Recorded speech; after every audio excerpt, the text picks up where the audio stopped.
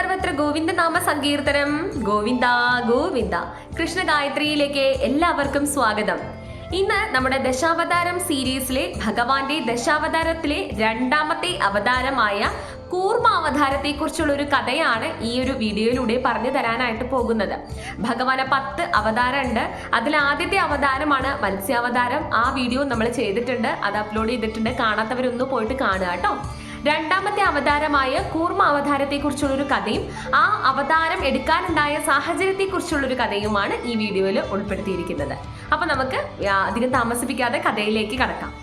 മത്സ്യ, കൂർമ്മ, വരാഹം, നരസിംഹം, വാമനൻ, പരശുരാമൻ, ശ്രീരാമൻ, ബലരാമൻ, ശ്രീകൃഷ്ണൻ, ഗഡ്കി, ഇത്രയുമാണ് ഭഗവാന്റെ ദശാവതാരം. ഇനി നമുക്ക് ഭഗവാന്റെ രണ്ടാമത്തെ അവതാരമായ കൂർമ്മ അവതാരത്തിലേക്ക് കടക്കാം. ലോക പരിപാലകനായ മഹാവിഷ്ണുവിന്റെ രണ്ടാമത്തെ അവതാരമാണ് കൂർമ്മ അവതാരം. കൂർമ്മം എന്നുകൊണ്ട് ഉദ്ദേശിക്കുന്നത് ആമയെ ആണ്. അതായത് ഭഗവാൻ ആമയുടെ രൂപത്തിലാണ് ലോക പരിപാലനത്തിനായിട്ട് രണ്ടാമത്തെ അവതാരമായി സ്വീകരിച്ചിരിക്കുന്നത്. ഈ അവതാരത്തിന്റെ കഥ തുടങ്ങുന്നത് ദുർവാസാവ് മുനിയിൽ നിന്നാണ്. ക്ഷിപ്രകോപിയായ ഒരു മുനിയാണ് ദുർവാസാവ് മുനി. ശാപങ്ങളുടെ കാര്യത്തിൽ പേര് കേട്ട ആള് തന്നെയാണ് ദുർവാസാവ് മുനി. അതുകൊണ്ട് തന്നെ ഭഗവാന്റെ കൂർമാവതാര കഥ പറഞ്ഞു തുടങ്ങേണ്ടത് ഒരു വലിയ ശാപത്തിൽ നിന്നാണ്. അത് ആര് നൽകുന്ന ശാപമാണ്? മറ്റാരുമല്ല, ദുർവാസാവ് മുനിയുടെ വായിൽ നിന്ന് വരുന്ന ശാപത്തിന്റെ കഥയാണ്. ഒരിക്കൽ ദേവലോകത്തെ അപ്സരസുമാർ ദുർവാസാവ് മുനിക്ക് പാരിജാത പുഷ്പങ്ങളാൽ നിർമ്മിതമായ ഒരു പൂമാല സമർപ്പിക്കുകയാണ്. അദ്ദേഹത്തിന് വളരെ സന്തോഷമാവുന്നുണ്ട് ഈ ഒരു പൂമാല ലഭിക്കുന്ന സമയത്ത്. അദ്ദേഹം ആ പൂമാല സ്വീകരിക്കുന്നുമുണ്ട്.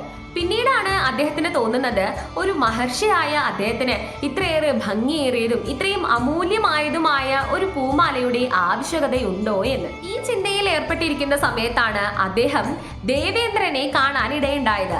ഐരാവതത്തിന്റെ മേലേറി ദേവലോക രാജാവായ ദേവേന്ദ്രൻ അങ്ങനെ വരികയാണ്. ദേവേന്ദ്രനെ കാണുന്ന ദുർവാസാവ് മുനിക്ക് ഏറെ സന്തോഷമാവുന്നുണ്ട്. അദ്ദേഹത്തിന്റെ കയ്യിലുള്ളതാവട്ടെ പാരിജാത പുഷ്പങ്ങൾ കൊണ്ട് നിർമ്മിതമായ പൂമാലയാണ്. അപ്പോൾ ഇത് കൊടുക്കാൻ ഏറ്റവും യോഗ്യനായ ഒരു വ്യക്തി ദേവേന്ദ്രൻ തന്നെയാണ് എന്ന് അദ്ദേഹം മനസ്സിൽ ഉറപ്പിച്ചു. അങ്ങനെ ദേവേന്ദ്രനെ കണ്ട് അദ്ദേഹത്തിനോട് കുറച്ചു നേരം സംഭാഷണത്തിൽ ഏർപ്പെട്ടതിന് ശേഷം ഈ പൂമാല അദ്ദേഹം ദേവേന്ദ്രൻ നൽകുകയാണ്.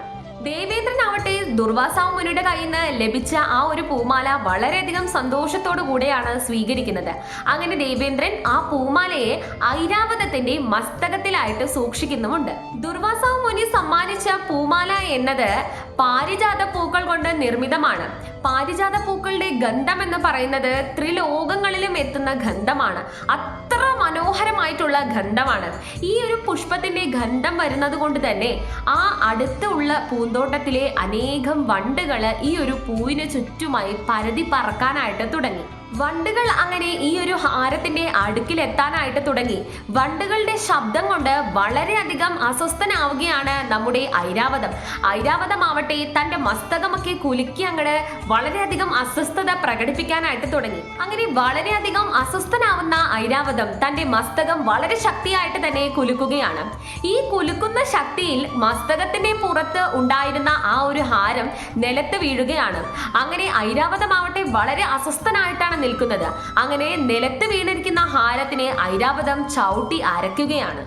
ഐരാവതം ആ ഒരു പുഷ്പഹാരത്തെ നിലത്തിട്ട് ചവിട്ടി തേക്കുന്നത് കണ്ടിട്ട് വളരെയധികം കോപിഷ്ഠനാവുകയാണ് ദുർവാസാവ് മുനി. അങ്ങനെ ദുർവാസാവ് മുനിയുടെ ഈ ഒരു കോപം കണ്ട് വളരെയധികം ഭയജാകിതനാവുന്നുണ്ട് ദേവേന്ദ്രൻ. അങ്ങനെ അതീവ ക്രോധത്താൽ ദുർവാസാവ് മുനി ദേവേന്ദ്രനോട് ചോദിക്കുന്നുണ്ട്, ഇത്രയധികം അഹങ്കാരമാണോ നിനക്ക്? ദേവലോകത്തെ രാജാവായതുകൊണ്ടാണോ ഇത്രയധികം അഹങ്കാരം? നാം നിനക്ക് സമ്മാനമായി നൽകിയ ഈ ഒരു ഹാരം ഇത്രയും അലക്ഷ്യമായിട്ടാണോ നീ സൂക്ഷിക്കുന്നത്? ഇത് കേൾക്കുന്ന ദേവേന്ദ്രനാവട്ടെ വളരെയധികം ഭയപ്പെട്ട് അദ്ദേഹത്തിന്റെ മുന്നിൽ നിന്ന് ക്ഷമാപണം നടത്തുന്നുണ്ട്.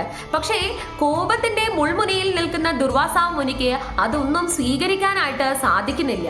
അങ്ങനെ ദുർവാസാവ് മുനി ദേവേന്ദ്രന്റെ ഇത്തരം പ്രവൃത്തി കൊണ്ട് സർവ്വദേവഗണങ്ങളെയും ശപിക്കുകയാണ്. അദ്ദേഹത്തിന്റെ ശാപം ഇങ്ങനെയാണ്: ദേവന്മാർ എല്ലാവർക്കും മനുഷ്യരെ പോലെ ജരാനരകൾ ബാധിക്കട്ടെ, അതുപോലെ തന്നെ അവർക്ക് ആയുസ്സും ഒടുങ്ങട്ടെ. ഇതായിരുന്നു ദുർവാസാവ് മുനിയുടെ ശാപം. അങ്ങനെ ദുർവാസാവ് മുനിയുടെ ഈ ശാപം ഏൽക്കുന്ന മാത്രയിൽ തന്നെ ദേവന്മാർക്ക് എല്ലാവർക്കും ജരാനരകൾ ബാധിച്ചു തുടങ്ങി. മാത്രമല്ല അവർക്ക് എല്ലാവർക്കും വളരെയധികം വലിയ വലിയ രോഗങ്ങളും പിടിപെട്ടു തുടങ്ങി. അങ്ങനെ ഇതിനൊടുവിൽ സർവ്വദേവന്മാരും ദുർവാസാവ് മുനിയുടെ മുന്നിൽ നിന്ന് ക്ഷമാപണം നടത്തുകയുണ്ടായി. ദേവന്മാരുടെ ഇത്തരം പരിതാപകരമായ അവസ്ഥ കണ്ട് മനസ്സലിയുന്ന ദുർവാസാവ് മുനി അവർക്ക് ശാപമോക്ഷത്തിനുള്ള വഴിയും പറഞ്ഞു കൊടുക്കുന്നുണ്ട്.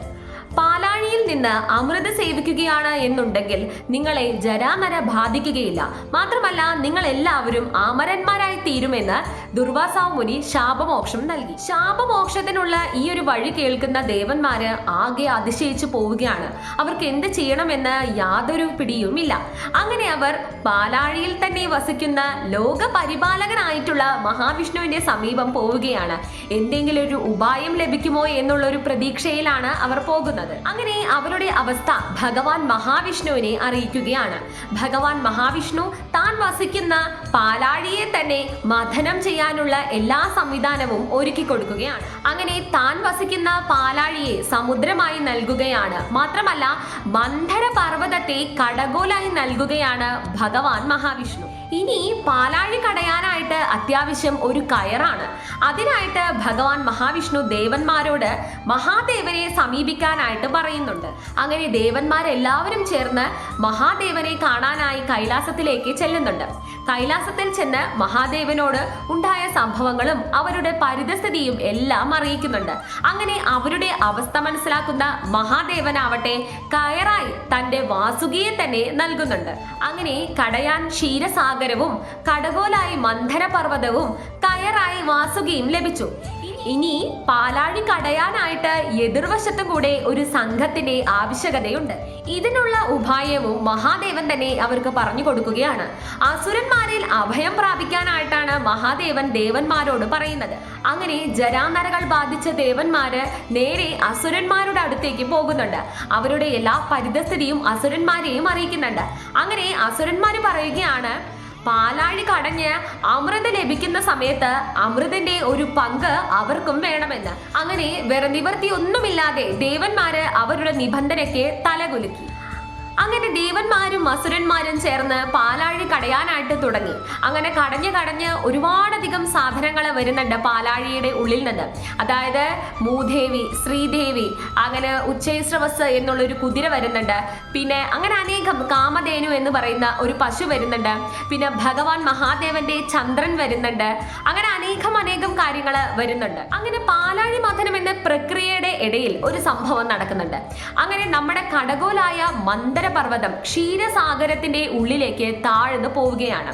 അങ്ങനെ കടഞ്ഞ് മന്ധരപർവ്വതം സമുദ്രത്തിന്റെ ഉള്ളിലേക്ക് അങ്ങനെ അങ്ങോട്ട് താഴ്ന്നു പോയി. അങ്ങനെ ഇനി എന്ത് ചെയ്യുമെന്ന് അറിയാതെ നിൽക്കുന്ന സമയത്താണ് ലോക പരിപാലകനായിട്ടുള്ള ഭഗവാൻ മഹാവിഷ്ണു അദ്ദേഹത്തിന്റെ രണ്ടാമത്തെ അവതാരമായിട്ടുള്ള കൂർമാവതാരം സ്വീകരിക്കുന്നത്. അദ്ദേഹം അങ്ങനെ കൂർമാവതാരം സ്വീകരിച്ച് സമുദ്രത്തിന്റെ അടിയിൽ പോയി മന്ധര പർവ്വതത്തെ പൊക്കിയെടുത്ത് കൊണ്ടുവന്ന് അദ്ദേഹത്തിന്റെ ആ കൂർമ്മ രൂപത്തിന്റെ ചിരട്ടയുടെ മുകളിൽ സ്ഥാപിച്ച് അങ്ങനെ ആ പാലാഴി മഥന പ്രക്രിയ നടക്കുന്ന ഉടനീളം ഈ ഒരു മന്ധര പർവ്വതം നിൽക്കുന്നത് ഭഗവാന്റെ കൂർമാവതാരത്തിന്റെ ചിരട്ടയുടെ മുകളിലാണ്. അങ്ങനെ വീണ്ടും പാലാഴി മഥനം എന്ന പ്രക്രിയ തുടർന്നുകൊണ്ടിരിക്കുന്നുണ്ട്. അങ്ങനെ ലക്ഷ്മി ദേവി ഉദിച്ചു വരികയാണ് ആ ഒരു ക്ഷീരസാഗരത്തിൽ നിന്ന്. ലക്ഷ്മി ദേവി ആവട്ടെ ആരുടെ സമീപമാണ് പോകേണ്ടത്? നമ്മുടെ ലോക പരിപാലകനായിട്ടുള്ള ഭഗവാൻ നാരായണന്റെ സമീപമാണ് പോകുന്നത്. അങ്ങനെ ലക്ഷ്മി ദേവിയും നാരായണ ഭഗവാനും കൂടെ ഒന്നിച്ചാവുന്ന ആ ഒരു വേള ആഘോഷിക്കാനായിട്ട് സർവ്വദേവന്മാരും പോവുകയാണ്. അങ്ങനെ ഇത് കാണുന്ന അസുരന്മാര് അവിടെ സ്തംഭിച്ച് നിൽക്കുകയാണ്. അങ്ങനെ ദേവന്മാരെല്ലാവരും ഒരു വശത്തിൽ നിന്ന് ആഘോഷവും ആരവങ്ങളും ഒക്കെ അങ്ങനെ നടന്നുകൊണ്ടിരിക്കുകയാണ്.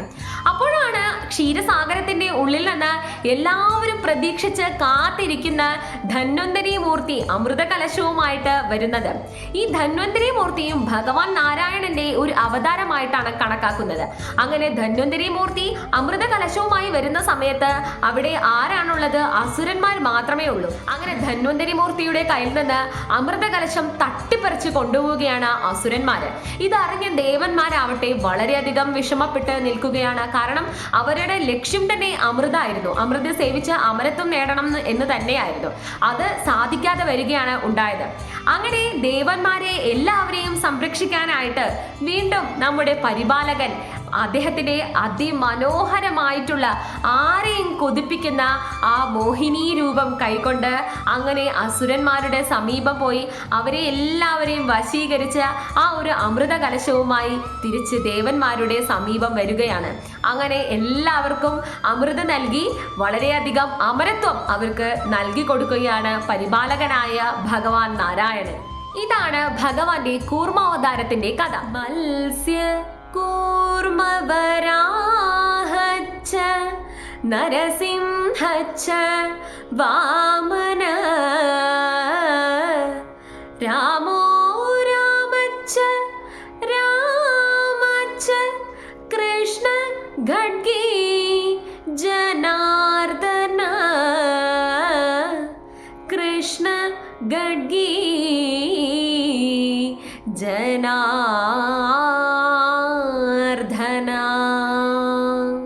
ഭഗവാന്റെ മൂന്നാമത്തെ അവതാരം വരാഹമൂർത്തി അവതാരമാണ്. അപ്പോൾ വരാഹമൂർത്തിയുടെ അവതാരത്തിന്റെ കഥ അടുത്ത വീഡിയോയിലൂടെ നിങ്ങൾക്ക് എല്ലാവർക്കും പറഞ്ഞു തരുന്നതാണ്. ഈ ഒരു കഥ നിങ്ങൾക്ക് എല്ലാവർക്കും ഇഷ്ടപ്പെട്ടു എന്ന് കരുതുന്നു. എന്തെങ്കിലും തെറ്റുകുറ്റങ്ങൾ ഉണ്ടെങ്കിൽ ക്ഷമിക്കുക. എന്തെങ്കിലും ഈ കഥയിൽ നിങ്ങൾക്ക് കൂടുതൽ അറിയാമെങ്കിൽ കമന്റ് ബോക്സിലൂടെ രേഖപ്പെടുത്താവുന്നതാണ്. നമ്മുടെ ഭക്തർക്ക് കൂടുതൽ അറിവ് ലഭിക്കുന്നത് വളരെയധികം നല്ല കാര്യമാണ് കേട്ടോ. അപ്പോൾ എല്ലാവർക്കും ഈ ഒരു കഥയെ ഞാൻ ഭഗവാന് മുന്നിൽ സമർപ്പിക്കുന്നു. സർവം ശ്രീകൃഷ്ണാർപ്പണമസ്തു. ജയ ശ്രീകൃഷ്ണ, ജയ ശ്രീ രാധേ രാധേ.